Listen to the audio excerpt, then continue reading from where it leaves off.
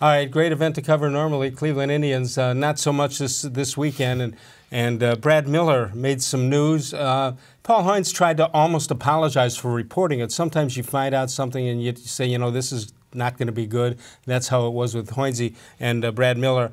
But he said, here you go. He says it was a tough trend as he was designated for assignment, but I'm just a player. I do go out there and play my hardest and play for the guys next to me, but obviously they don't want the best guys here. So I'm just trying to take it somewhere and see where we've got to go. I'm not sure what he meant by that. We'll talk about it, but here's what he did here. Left-handed hitting infielder, 9 for 40, 325 OBP, and 3 doubles, a homer, and 4 RBIs and 4 runs. Now, I think we'll admit that for $1 million, that's a good buy based on bringing up Jason Kipnis, who gets $13 million. I think we understand that. But what do you think he was referring to, and why did he do it? Well, I think you caught him at the end of a game when he had just found out that he was designated for assignment. That's what Paul kind of got into. Right. Normally they do that when nobody else is around and the guy can vent to the general manager or the assistant general manager or the manager.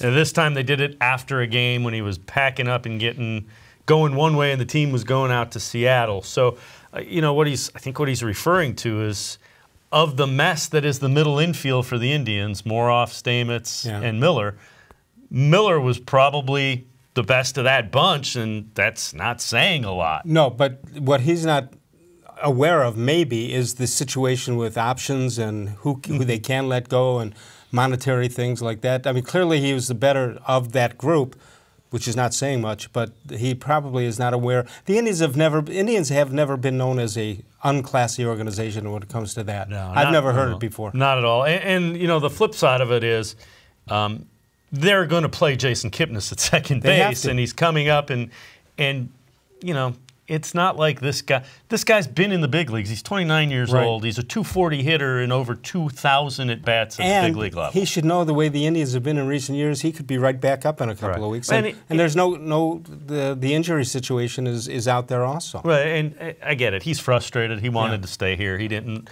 You know, designated for assignment means he's probably going somewhere else. Yeah. Well, this is the 4th team he's been with since spring training. So he was with the Dodgers for a little bit and a couple of other teams.